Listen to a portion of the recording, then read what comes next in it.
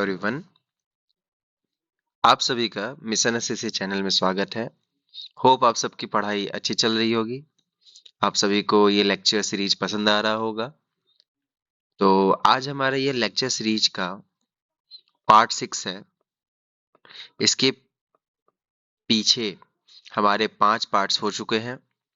अगर आप नए हैं तो पीछे सारे पार्ट्स को आप देख सकते हैं और अपनी सीरीज को कंटिन्यू कर सकते हैं।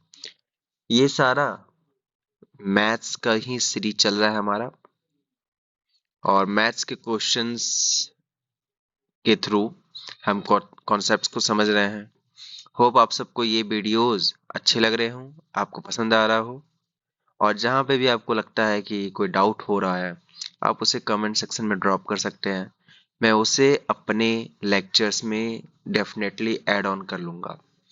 तो आज इस लेक्चर का सबसे पहला क्वेश्चन से स्टार्ट करने जा रहे हैं। सबसे पहला क्वेश्चन ये है, the following table shows the number of mobile phones. अच्छा, ये total number of mobile phones दिखा रहा है।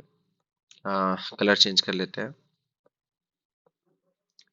Total number of mobile phones दिखाया जा रहा है इस डाटा से, जिसमें कि ए बी सी 2007 से लेकर 2011 तक का है। अब पूछा ये जा रहा है कि which company manufactured the maximum number of mobile phones as compare to all the companies in which year. यही पूछा जा रहा था कि किस किस कंपनी के द्वारा सबसे ज्यादा नंबर ऑफ मोबाइल मैन्युफैक्चर किए गए हैं। तो टोटल अब देखिए सबसे ज्यादा इसमें किसमें मैन्युफैक्चरिंग सबसे ज्यादा हुआ है, कौन से कंपनी के द्वारा। तो सबसे ज्यादा मैन्युफैक्चरिंग जो हुआ है वो इसका हुआ है 2532।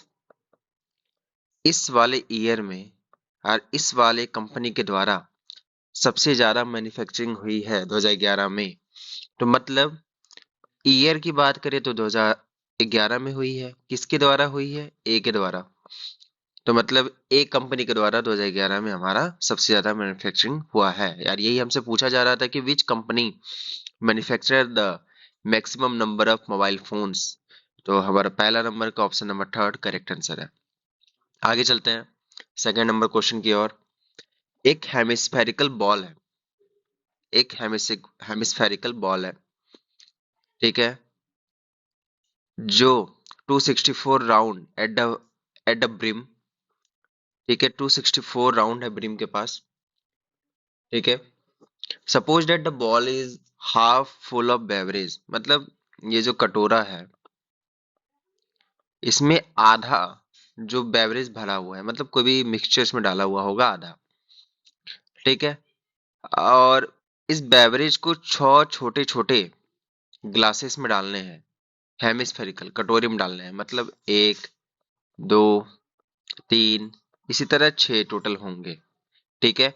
और उनके जो डायमीटर है वो है 6, रेडियस क्या हो जाएगा 3 सेंटीमीटर का, ठीक है। पूछा क्या जा रहा है, कितने लोगों को सर्व किया जा रहा है। अच्छा अच्छा, sorry sorry sorry sorry, total numbers of balls का जो यहाँ नंबर है वो 6 नहीं है। एक्चुअल ये छोटा सा कटोरा है जिसका डायमीटर है 6, रेडियस है 3 सेंटीमीटर, ठीक है। पूछा जा रहा है कितने नंबर, एन नंबर पूछा जा रहा है कि कितने नंबर इस कटोरे से, जितना इसमें हमारा बेवरेज है, इस कटोरे में डाले हुए बेवरेज से कितने लोगों को सर्व किया जा सकता है। पहली बात, सॉरी, पहली बात हमको ये बताया गया, जो हमारा ब्रिम है, ब्रिम मतलब ये किनारा वाला पार्ट, ठीक है, इसका लेंथ है 264 सेंटीमीटर। अच्छा एक बात समझिएगा, ये एक टाइप का सेमी सर्कल दिख रहा होगा, ठीक है। मतलब ये फुल सर्कल होता है, ये हेमी सर्कल है, मतलब आधा सर्कल है, हाफ सर्कल। तो पूरे सर्कल का जो पेरीमीटर होता है 2 पाई आर होता है, हाफ सर्कल का क्या हो जाएगा पाई आर, इजकल टू दिया हुआ 264 सेंटीमीटर, ठीक है। पाई का वैल्यू 22/7, आर की वैल्यू हमें निकालनी है, तब ना इसका हम पता कर पाएंगे कि इसमें जितना एवरेज डाला हुआ है वो कितने नंबर्स ऑफ लोगों को सर्व किया जा सकता है। तो 22 से ये चला जाएगा 1 और 2 बार में। आर की वैल्यू हो गई 84 सेंटीमीटर। यहां तक समझ में आ रहा है आप सबको? तो हमारा यहाँ से आर का वैल्यू निकल गया। ठीक है, आगे चलते हैं। और अगर हेमिस्फेरिकल जो हमारा ये पार्ट है, ठीक है, हेमिस्फेरिकल बॉल का जो हमारा वॉल्यूम है वो इक्वल टू क्या है, n number of smaller volume. तो बड़े वॉल्यूम का मान कितना हो जाएगा, हेमिस्फेरिकल है तो 2/3 पाई आर क्यू। कौन सा आर, बड़ा वाला आर। ठीक है, n number 2/3 pi r cube, छोटा वाला आर। ठीक है, पाई पाई कट गया, 2/3 कट गया, आर क्यू इधर क्या हो जाएगा, एन मल्टीप्लाई। अच्छा, आर का भी तो नंबर दिया हुआ है हमें। तो आर क्यू है ना, मतलब आर कितनी बार है, 3 बार। तो मतलब आर हमारा कितना आया था, 84 मल्टीप्लाई बाय 84 मल्टीप्लाई बाय 84। इधर कितना हो जाएगा, 6 मल्टीप्लाई बाय 6 क्योंकि आर क्यू है। ठीक है, अब आगे। अच्छा, एक चीज और आपके दिमाग में क्लियर होना चाहिए। हमारा जो बेवरेज था वो आधा भरा हुआ था ना, वो पूरा तो भरा हुआ नहीं था। हाफ फुल ऑफ बेवरेज, मतलब V/2 है यहाँ पे। मतलब ये भी बाई टू होगा, ये भी बाई टू होगा, है ना। तो इस जगह पे हमारा क्या हुआ, n equal to 84 multiply by 84 multiply by 84 by 2। इधर का तीनों 6 आ जाएगा, इधर नीचे आ गया। 6 से ये 14 बार में जाएगा, ये भी 14 बार में जाएगा, ये भी 14 बार में जाएगा। देखिए, आप सभी को 1 से लेके 15 तक का क्यूब याद होना चाहिए। ठीक है, ये ऊपर हो जाएगा 14 का क्यूब बाय 2। 14 का क्यूब होता है 2744 बाय 2। जब इससे आपको भागा देंगे तो 1372 आंसर आ जाएगा। मतलब 1372 लोगों को आप जो सर्व करेंगे वो सर्व हो जाएगा। ठीक है, 2 का डी नंबर हमारा ऑप्शन है। एक बार दोबारा बता देते हैं, आप सबको क्लियर हो जाए।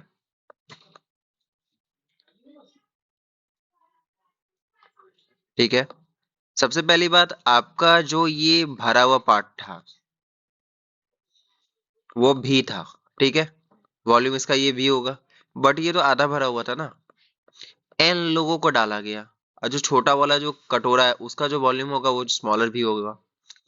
ठीक है, इसका जो हमारा वॉल्यूम होगा 2/3 पाई आर क्यू, अब बाई 2 है यहाँ पे, एन इधर हो जाएगा 2/3 पाई आर की, छोटा वाला 2/3 कट गया, पाई पाई कट गया। आर क्यू यहाँ था 84 × 84 × 84 बाई 2। इधर हो जाएगा 6 × 6 × 6 अब गुना एन।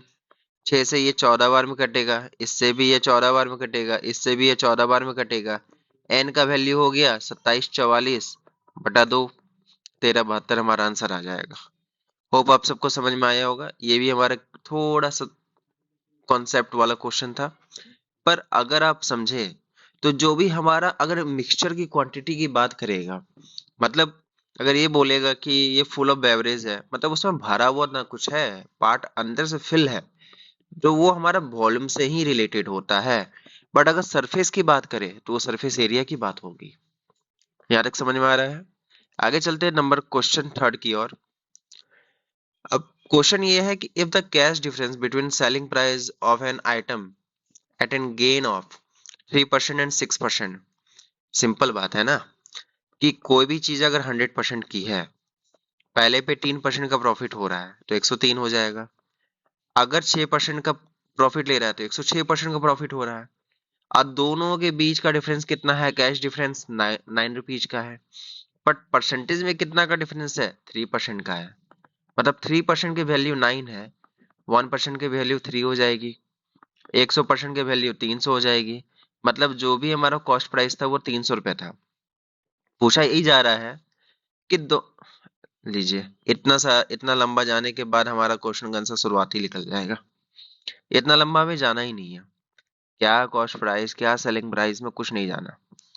सिंपल आप समझिए कि 100 रुपये हमारा कॉस्ट प्राइस था, क्योंकि यहाँ देखिए आपसे पूछा ये गया है क्या कि सेलिंग प्राइस का रेशियो में डिफरेंस क्या है, मेरा रेशियो क्या है, रेशियो पूछा जा रहा है। तो सिंपल है ना, पहला वाला आप बेच रहे थे 103 में, दूसरा वाला आप बेच रहे थे 106 में, इनका रेशियो निकालेंगे यही खुद आ जाएगा। तो ऑप्शन नंबर थर्ड का सी नंबर हमारा करेक्ट आंसर है, सबसे आसान क्वेश्चन इस पूरे सेट का। आगे चलते हैं फोर्थ नंबर क्वेश्चन की ओर। एक वेंडर है, 25% का गेन चाहता है। कैसे चाहता है? पानी मिला के, ठीक है। और वो अपने प्रोडक्ट को कॉस्ट प्राइस पे बेचना चाह रहा है। मतलब 100 रुपए में सामान लाया है भैया, ये 100 रुपए में सामान लाया है। ये दिखाना ये चाहता है कि 100 में लाए हैं और 100 में बेच दिए, ठीक है। तो बोलता है कि कैसे ये प्रॉफिट करे, कैसे कितना वो पानी मिला है कि उसको 25% का प्रॉफिट हो जाएगा, ठीक है। अच्छा, 25% का प्रॉफिट होगा तो उसको 75% तो उसका कॉस्ट होगा कि नहीं होगा? सॉरी सॉरी सॉरी, इस जगह थोड़ा सा ये है कि आप देखें कि उसको 25% का प्रॉफिट हो रहा है, बट उसका जो ये होगा, जो पैसा लगा होगा, आपको फिर से इसमें समझाते हैं कि मान लीजिए ये 100 रुपए का कोई सामान है, ठीक है। देखिए वो सीपी पे जा रहा लाया है, दिखा रहा है कि सीपी पे बेच रहा है, पर एक्चुअल ऐसा नहीं है क्योंकि वो वाटर मिला रहा है इस पे, ठीक है। तो अगर कोई चीज 100 रुपए का है तो वो उसमें 25 रुपया कमाना चाह रहा है, ठीक है। तो अगर रेशियो में देखा जाए तो 4:1। अगर इस पूरे पार्ट को अगर बेचना चाह रहा है कॉस्ट प्राइस में तो 4:1 के रेशियो में होगा। तो मतलब 4 भाग अगर मिल्क होगा, 1 भाग पानी हो जाएगा, ठीक है। तो पूछा क्या है? वाटर टू मिल्क, हम निकाले मिल्क टू वाटर।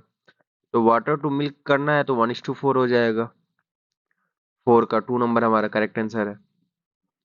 एक बार फिर से समझा देते हैं कि अगर कोई चीज हमारा 100 रुपए का है, उसमें वो 25% का प्रॉफिट चाह रहा है, तो 25% वो पानी मिलाएगा। तो इसका रेशियो हो गया 4:1 का। बहुत आसान क्वेश्चन है ये भी। बट हमारा ये मिल्क और वाटर का रेशियो है, वाटर और मिल्क का रेशियो निकालेंगे तो 1:4 का रेशियो हो जाएगा। आगे चलते हैं 5 नंबर क्वेश्चन की ओर। जो हमारा मार्क प्राइस था फोल्डिंग बेड का वो 18,000 रुपए है, ठीक है। वो उसको 2 डिस्काउंट के बाद खरीदता है, उसको 830 रुपये ट्रांसपोर्टेशन में लगता है, फिर उसको वो बेच देता है, ठीक है। मतलब मान लो कोई एक आदमी है, आदमी एक्स है, इसको 2 डिस्काउंट में खरीदता है, 15, 10, ठीक है। तो सबसे पहला आपको हम सक्सेसिव निकालने बताए थे कि पहला इसको डिस्काउंट मिला है 15 का, तो मतलब 100 पे 85, 100 का चीज इसको 85 में मिला है। दूसरा भी डिस्काउंट मिला है इसका 10% का, तो 100 का चीज को 90 मिला है, 90 में मिला है। एक जीरो कट गया, दो जीरो कट गया, एक जीरो और कट गया। 18 गुना 85 गुना, 18 गुना 85 गुना 9, इन दोनों को गुना करें, 85 का गुना 2 करेंगे तो 85 गुना 2 कितना हो जाएगा? 170। 170 का गुना अगर 9 से करेंगे तो 1530 गुना 9।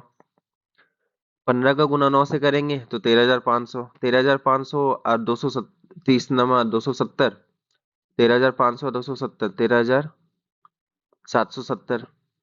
अब इसको ट्रांसपोर्टेशन पे खर्चा लगा, मतलब एक्स जो था उसको इतना पे मिला सामान, बट उसको लेके भी तो गया होगा घर, तो उसको ले जाने में इतना पैसा लग गया 830 रुपए। तो मतलब इसको टोटल कितना लग गया? 14,600। बट इसने बेचा कितने में? इसने बेचा है 18,440 में। कितना का प्रॉफिट कमाया? तो 16,600 रुपए माइनस कर देते हैं, तो इसने कितना कमाया? 3,840 रुपए। फिफ्थ नंबर का 4 हमारा करेक्ट आंसर है। होप आप सबको समझ में आ रहा होगा। ये सीरीज आपको अगर बेनिफिशियल लगता है, अगर लगता है कि आपके मेहनत में किसी तरह की से भी कंट्रीब्यूशन दे रहा है, तो आप इसे प्लीज लाइक करें, इस चैनल के रीच को थोड़ा बढ़ाने की कोशिश करें।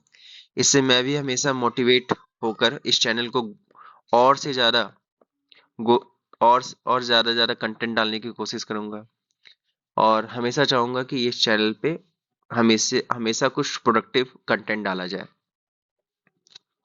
6 नंबर क्वेश्चन। इस सम ऑफ 2380 रुपए ठीक है, एक सम है 2380, इसको दो पार्ट में बांटा गया, पहले पार्ट को 25% पे, दूसरे पार्ट को 20% पे। उसको टोटल एनुअल इनकम कितना मिला, 500 रुपए का। अब पूछा ये जा रहा है कि 25% पे कितना मिला उसे। ठीक है, 25% पे कितना मनी वो लगाया था। अब एक चीज समझिएगा आप, एक 25% पे है, एक 20% पे है। ठीक है, एक 25% पे है, एक 20% पे है। हम ऐसा कर सकते हैं, पता है क्या, कि जो चीज हम मान लेते हैं कि पूरा 25% पे ही लगा दिया गया हो। अगर 2380 रुपए पूरी तरीके से अगर 25% पे ही लगा दिया गया, 25% पे, तो कितना मिल जाएगा इसको। 25% आप सबको बताए थे कि 1/4 होता है, तो ये हो जाएगा आपका 5, 5 × 20, 9 × 36, 595। मतलब अगर ये पूरे पैसों को 25% में लगाएगा तो 595 रुपए से मिलेंगे। अगर इसे 20% पे लगाता तो 2380 का कितना मिलता है इसे 20%, 476 रुपए, यही ना। 238 का डबल, 238 का डबल, और एक में मिला 595, 238 का डबल 476। बट ओवरऑल इसे कितना मिल रहा है, 500। ठीक है, एलिगेशन से इसे समझ में आ रहा है आप सबको कैसे करना है, कि अगर कोई बोलता है एक पार्ट 25% में किया है और दूसरा वाला 20% में किया है, तो आप पूरा ही मान लीजिए कि ये 25% से किया है। मान लीजिए कि 25% इसका क्या होगा, 595 होगा। 20% से क्या होगा, 476 होगा। और ओवरऑल तो हमें दिया ही है कि 500 रुपए से प्रॉफिट हुआ है। इनके इनके बीच का गैप कितना है, 24। इनके इनके बीच का गैप कितना है, 95। ठीक है, इनमें कुछ कटेगा नहीं कटेगा, तो 24:95 का रेशियो में ये 25% वाला है, ये 20% वाला है, यानी ये पैसे बांटे गए हैं। तो इन दोनों को अगर जोड़ा जाए, 5 और 9 11, 119 का वैल्यू 2380 है, तो एक का वैल्यू कितना हो जाएगा, 20। 119 से ये दो बार में जाएगा। ठीक है, हमसे पूछा ये जा रहा है कि 25% पे कितना पैसा लगाया गया था, तो 25% वाला ये है 24। तो 24 पे कितना लगाया गया, एक पे 20, तो 24 × 20, 480 रुपए लगाया गया। 6 नंबर का सिक्स्थ हमारा, 6 नंबर का फोर्थ हमारा सही आंसर है। होप आप सबको समझ में आ रहा होगा। आगे चलते हैं क्वेश्चन नंबर 7 की ओर। हाईएस्ट कॉमन फैक्टर ऑफ, हमसे एचसीएफ पूछा जा रहा है, 84 और 108 का सबसे आसान क्वेश्चन। 12 × 7 कर लीजिए, 12 × 9 कर लीजिए, और तो कुछ कॉमन नहीं होगा। 12 12 दोनों में कॉमन आ गया, एचसीएफ हमारा 12 हो जाएगा। 7 नंबर का 1 हमारा करेक्ट आंसर है। आगे चलते 8 नंबर की ओर। राजू 4 लैपटॉप इस रेट पे खरीदता है, 1,54,005 रुपए। अच्छा, बेचता है, खरीदता नहीं है, सोल्ड। ठीक है, इस इसने इतना का लॉस किया। ठीक है, 25% का। अब क्या कह रहा है कि कितने पे बेचे कि उसको 25% का प्रॉफिट होगा। हम नहीं मानते कि ये कितना लैपटॉप है, हम भूल जाते हैं लैपटॉप की संख्या क्या है। हमें इतना पता है कि 1,54,005 रुपए पे बेचने पे इसे 25% का लॉस हो रहा है। मतलब ये इस चीज को ये कितने पे बेच रहा है, 75% पे। और ये से बेचना चाहता है 25% का प्रॉफिट पे। कोई भी चीज अपने आप में 100 होता है। लॉस में बेचा था 75, 25% प्रॉफिट में बेचेगा तो 125 में बेच रहा है। इसी का वैल्यू पूछा जा रहा है। 25 तिया 75, 25 पचे 125। मतलब 3 की वैल्यू इतनी है, 5 की निकालनी पड़ेगी। 3 की इतनी है तो एक की कितनी हो जाएगी, 154,005/3, 5 1 3 3 5। मतलब एक की वैल्यू हमारी होगी 51,335। 51,335, तो 5 की वैल्यू कितनी हो जाएगी, 5 बचे 25, हाथ में 2, 5 तिया 15, 2 17, हाथ में 1, 5 तिया 15, 1 16, हाथ में 1, 5 1 6, 5 बचे 25, 25 66 75, 2,56,675। 8 नंबर का सेकंड हमारा करेक्ट आंसर है। ये मल्टीप्लिकेशन का क्वेश्चन, ये ज्यादा हार्ड क्वेश्चन तो नहीं कर सकते, बस ये है कि आपको रेशियो निकालना आना चाहिए। आप परसेंटेज से कैसे उसको रेशियो में कन्वर्ट कर सकते हैं, ये आपको आना चाहिए। आगे चलते हैं 9 नंबर क्वेश्चन की ओर। Average age of 12 man.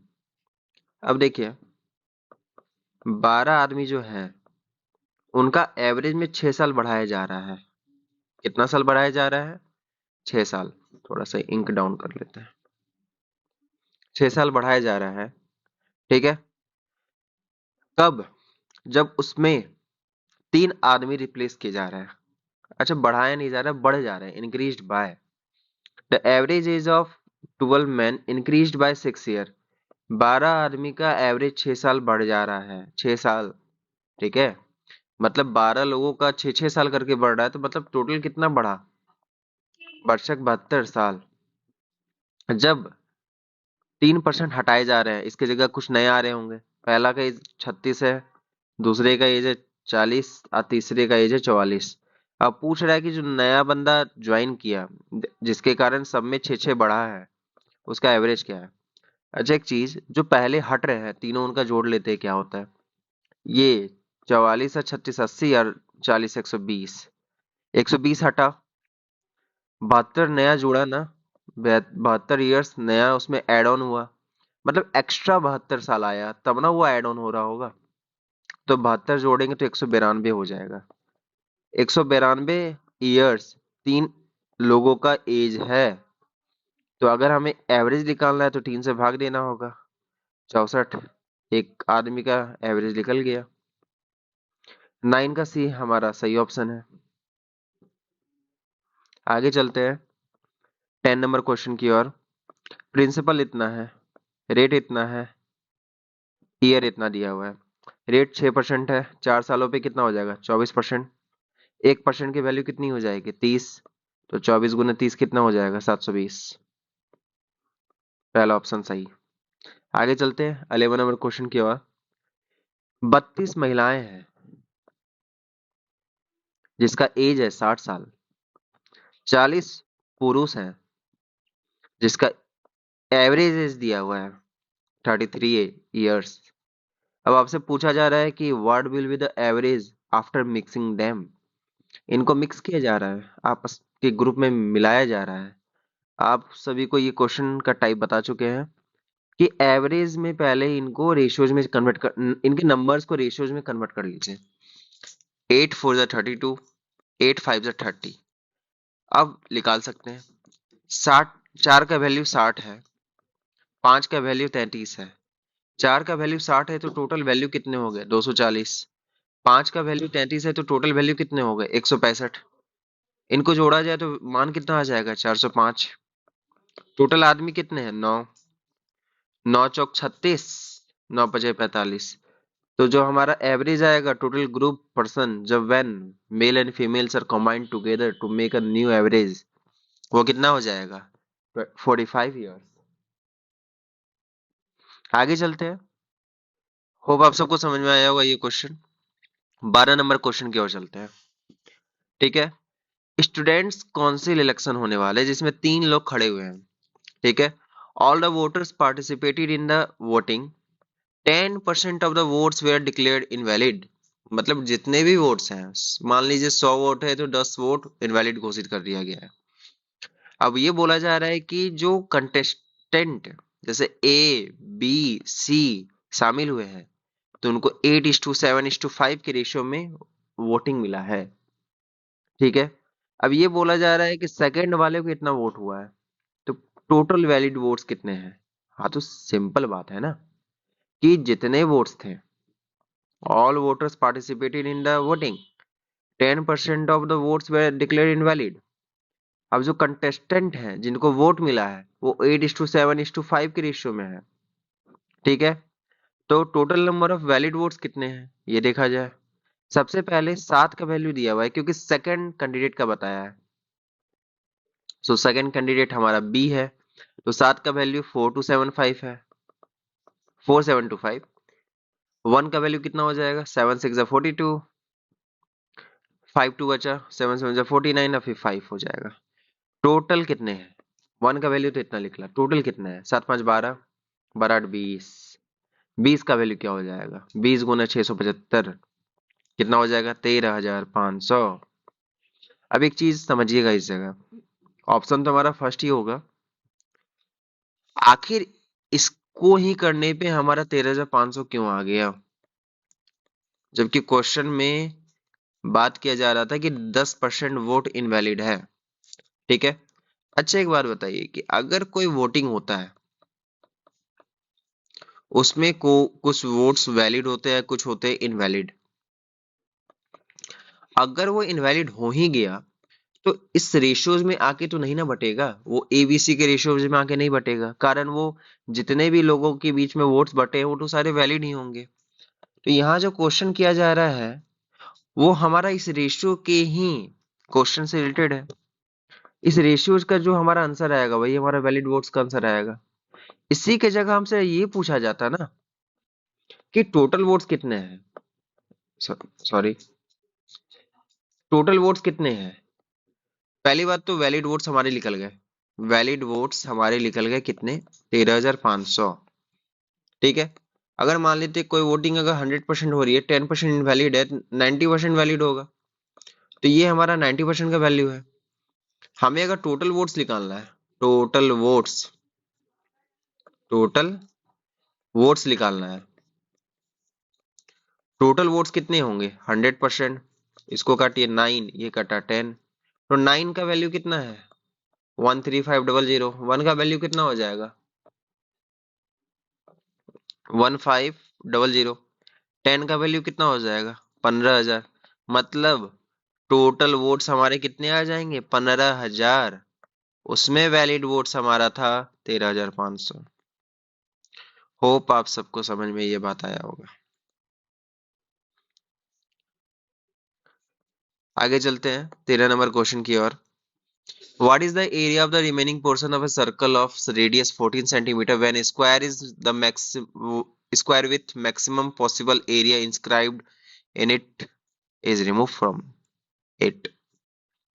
समझिएगा,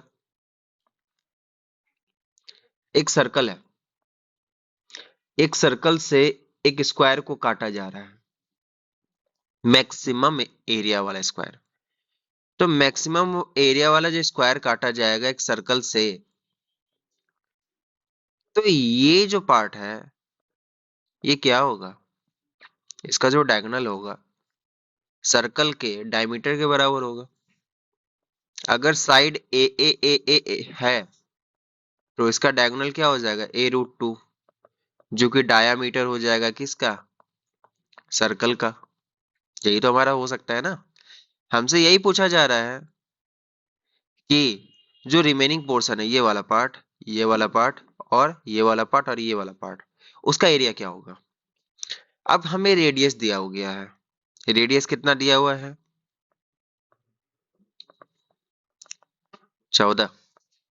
डायमीटर कितना हो जाएगा, 28। पर अगर स्क्वायर की बात करें, स्क्वायर के बेस पे डायमीटर हमारा कितना है, a√2। a√2 का वैल्यू कितना हो गया, 28। a का वैल्यू कितना हो जाएगा, 28/√2। इसको लिख सकते हैं 14 × √2 × √2 बाई √2, √2 कट गया तो 14√2। मतलब स्क्वायर के साइड का जो वैल्यू है वो कितना है, 14√2। कितना है, 14√2। अब आगे चलते हैं, इसे मिटाते नहीं, इसे ऐसे ही रहने देते हैं, आगे चलते हैं। अब हमसे पूछा जा रहा है area of remaining portion, area of remaining portion. पहली बात, एरिया ऑफ रिमेनिंग पोर्शन के लिए क्या करेंगे, टोटल एरिया से, टोटल मतलब सर्कल का area, total area of circle, circle के एरिया से स्क्वायर के एरिया को घटा देंगे तो जो बचेगा रिमेनिंग पोर्शन का एरिया आ जाएगा। तो एरिया ऑफ स्क्वायर माइनस हो जाएगा एरिया ऑफ सर्कल। देखिए हम इतना लंबा इसलिए लिख रहे हैं क्योंकि आप सभी को समझ में आया, नहीं तो ये क्वेश्चन को आप आधा अपने मन में भी सॉल्व कर सकते हैं, आपको 2-4 लाइन से ज्यादा इसका आंसर लिखने की जरूरत नहीं पड़ेगी। एरिया ऑफ सर्कल पहली बात है क्या, एरिया ऑफ सर्कल पहली बात ये है πr²। और एरिया ऑफ स्क्वायर क्या होता है, a²। पाई की वैल्यू 22/7, आर की वैल्यू कितनी है, दी हुई थी ना, 14। तो 14 × 14, ए स्क्वायर हमारा क्या हो जाएगा, ए का वैल्यू है 14√2 ए स्क्वायर है तो 14√2 दो बार आ जाएगा, 7 से ये दो बार में गया, 22×2 = 44, और 44 का 14 से गुना करेंगे तो 616 आएगा।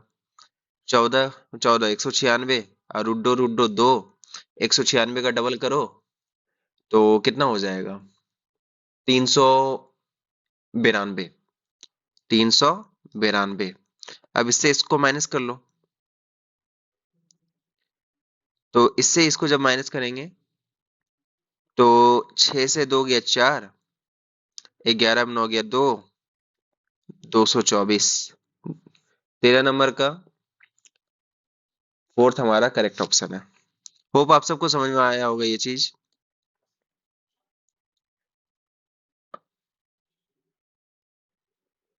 ठीक है, इस जगह पे हमें करना यही था कि एरिया ऑफ रिमेनिंग पोर्शन के लिए, एरिया ऑफ रिमेनिंग पोर्शन के लिए सर्कल से स्क्वायर को घटाना था।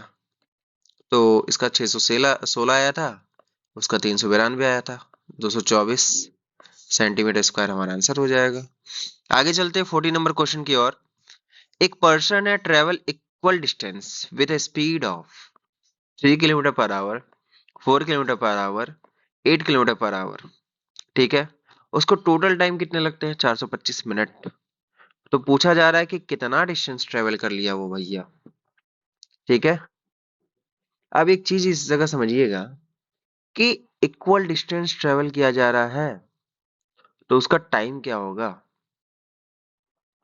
ठीक है, इस जगह पे S1, S2, S3 हमारा क्या है, 3:4:8, यही हमारा।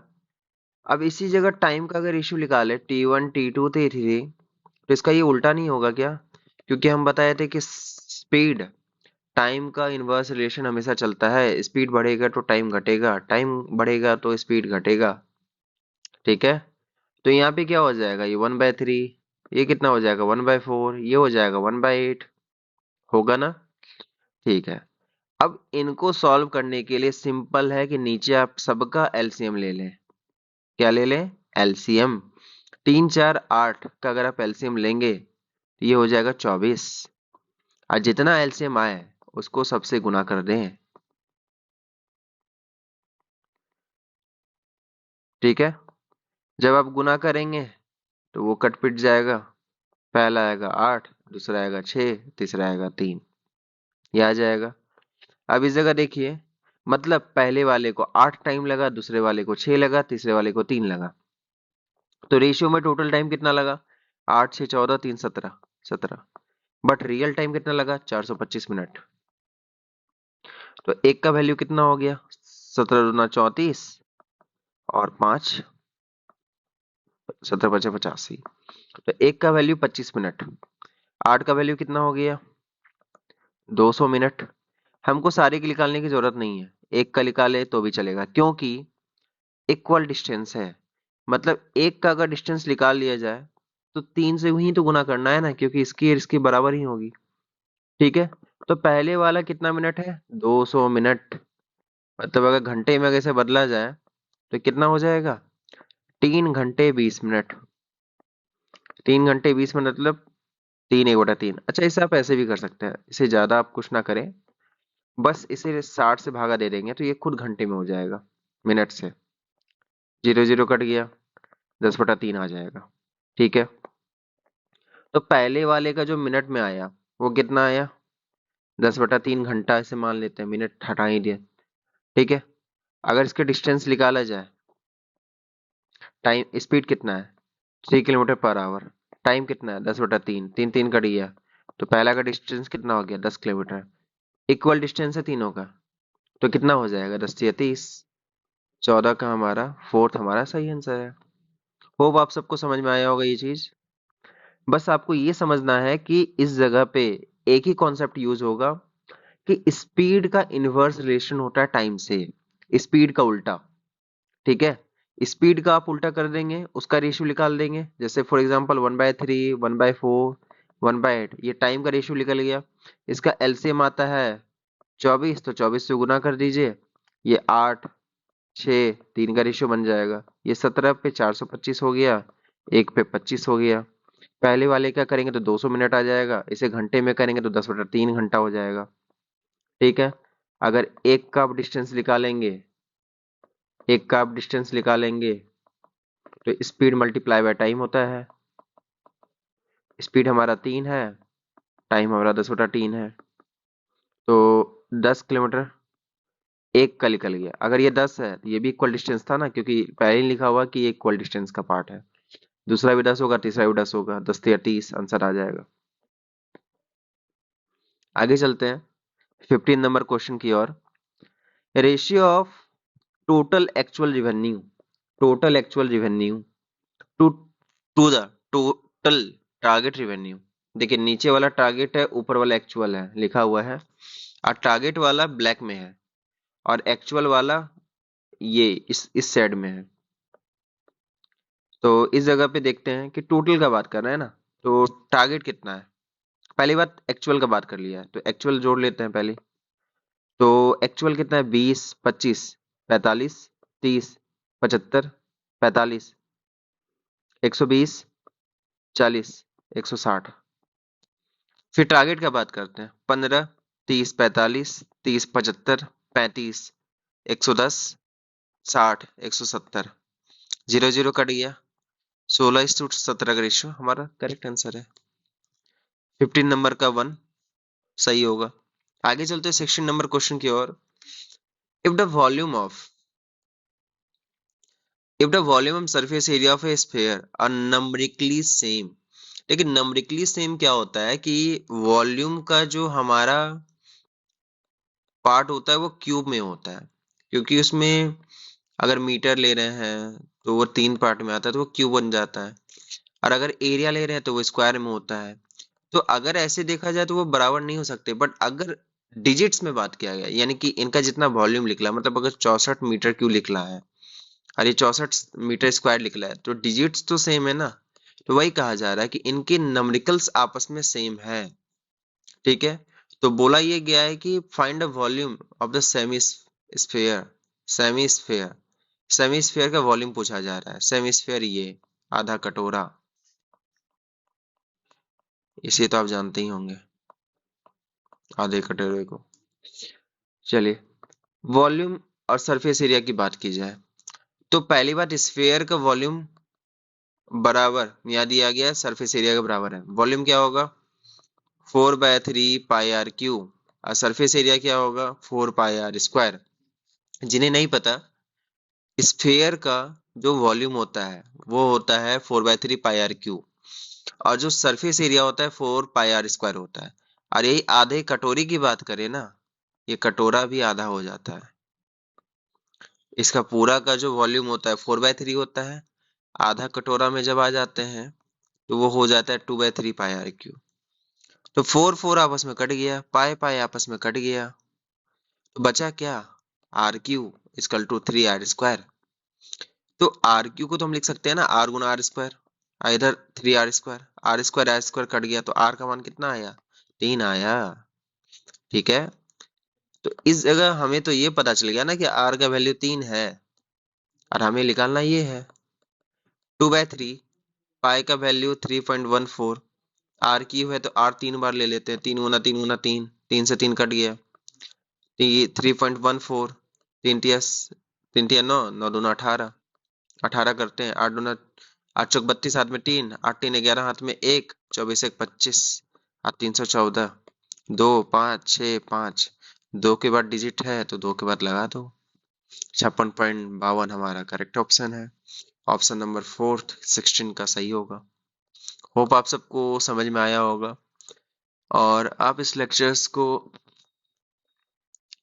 डीपली स्टडी करिए, ताकि आपको ये पैटर्न समझ में आ जाए कि ज्यादातर क्वेश्चंस हमेशा रिपीटेड होते हैं। मैं हमेशा यही बात बोलता हूँ कि 3 से 4 क्वेश्चन ही होते हैं जो अलग अलग तरीके के पूछ दिए जाते हैं, नहीं तो लगभग क्वेश्चन के पैटर्न में कुछ चेंज नहीं होता। आप इसी को सॉल्व करके अपने आगे की प्रिपरेशन को बढ़ा सकते हैं। जहां बात रहा कि अगर टॉपिक वाइज कंटेंट लाना हो तो मैं वो भी लाने की कोशिश करूंगा, पर फिलहाल के लिए ये सीरीज से आपको पैटर्न समझ में आए, उसके बाद आप जो डिमांड करेंगे कि इस सीरीज में ये मुझे डाउट है, ये प्रॉब्लम है, उस चीज को मैं स्पेशल वीडियो बना के उसको कवर कर लूंगा। आगे चलते हैं 70 नंबर क्वेश्चन की ओर। Surendra bought an old bike cycle for 2500 रुपए में एक पुराना साइकिल खरीदता है। उस पर 300 रुपये बेचारा खर्च करता है, तो उसे कितना लग गया टोटल? 2800। मतलब 2500 रुपये में खरीदा, 300 रिपेयर में खर्चा किया, तो 2800 रुपये तो लग ही गया ना उसको। अब उसको 3000 पे बेच दिया, देखो ये खुश हो गया, 3000 में बेच दिया, मतलब कितने का प्रॉफिट कमाया? 200 का। 200 का प्रॉफिट कमाया, किस पे कमाया? क्योंकि ये तो लगाया तो 2800 था ना, उसी पे तो वो कमाया होगा। अब परसेंटेज में लाने के लिए 100 से मल्टीप्लाई कर देंगे, 20 कट गया, 2 से 14 बार में गया, 100/14, 50/7, 7×7 = 49, 7 = 7%।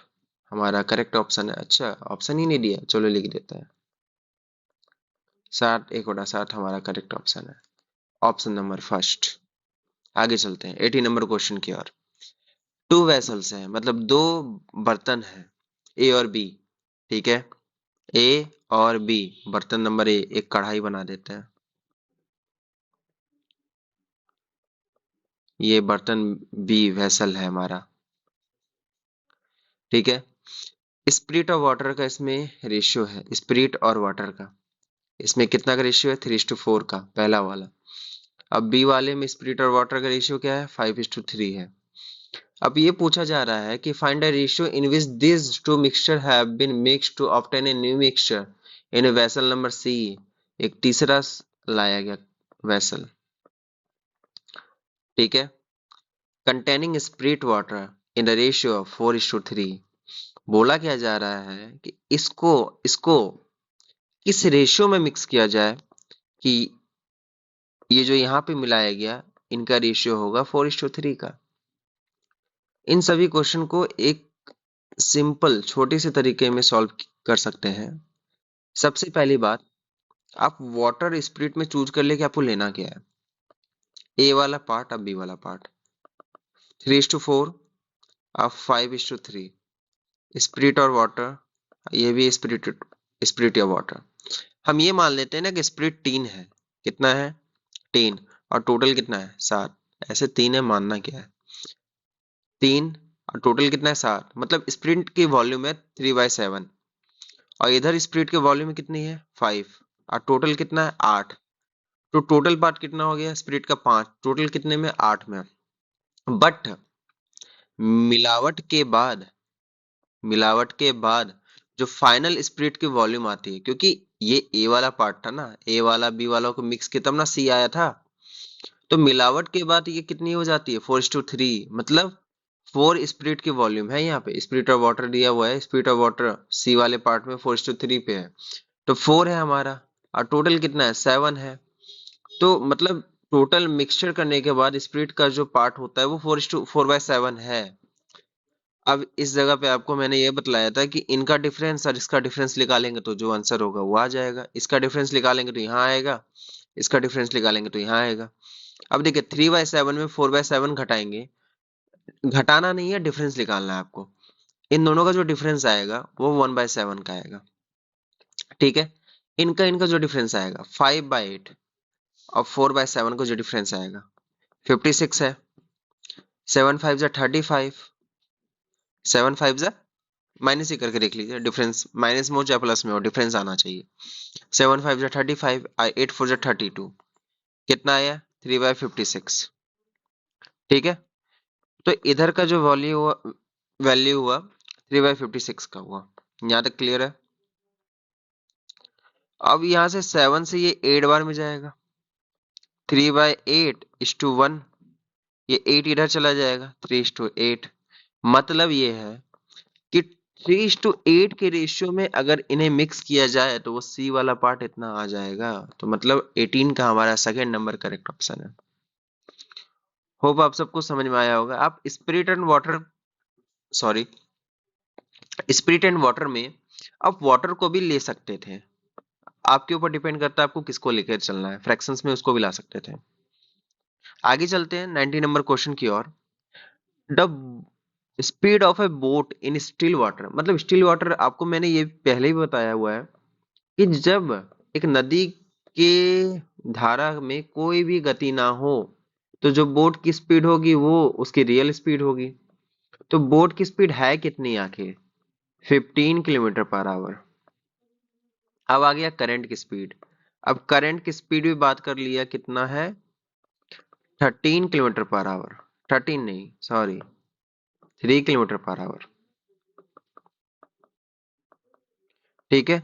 अब हमसे ये पूछा जा रहा है डाउन स्ट्रीम में। आपको हम बता चुके थे पहले भी कि डाउन स्ट्रीम में स्पीड्स जुड़ जाती है।